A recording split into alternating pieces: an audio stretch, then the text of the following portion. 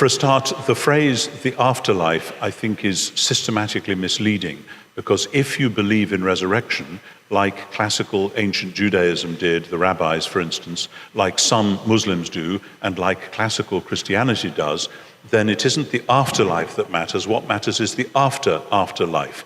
And since that's going to be deeply puzzling to many people, let me just take half a minute and explain it, that if you believe in resurrection, one of the classic ways in which that's expressed is in terms of a two-stage post-mortem process. The first stage is much harder to describe because after the dissolution of the body, believing that there is any kind of continuity is systematically difficult, and all generations have found that. That's not just a modern problem. But then if you believe that there is a creator God who is going to remake the world, to make the whole cosmos over again out of the present one, not scrap this one and do a new one, then what matters is the new life within that world, so that you have the new creation with resurrection, so that human beings will be within that new creation, which is a revalidation of the goodness of the created order and the goodness of the material order. And so that's the picture which matters. And then if you take the pictures in the New Testament of how that works, these are only signposts. They're not video camera advanced shots of what you will see when you get there sort of thing.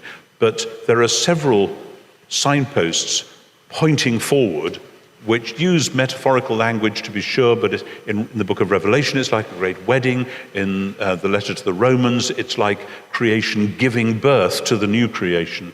And in one of the other places in the New Testament, it's like a great battle in which all the forces of chaos and evil are finally defeated.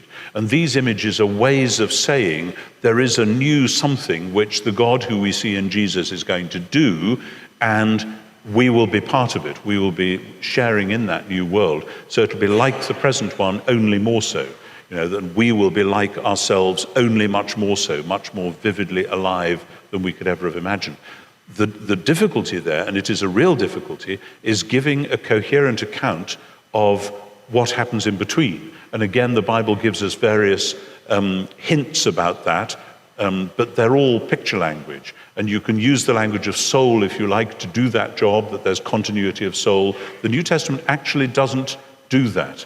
It talks just about you being with Christ and then finally being raised from the dead.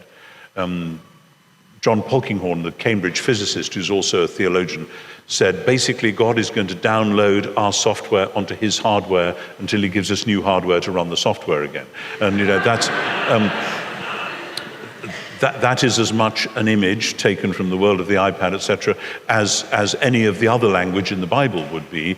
But it does say something about that two-stage post-mortem reality ending with a new creation.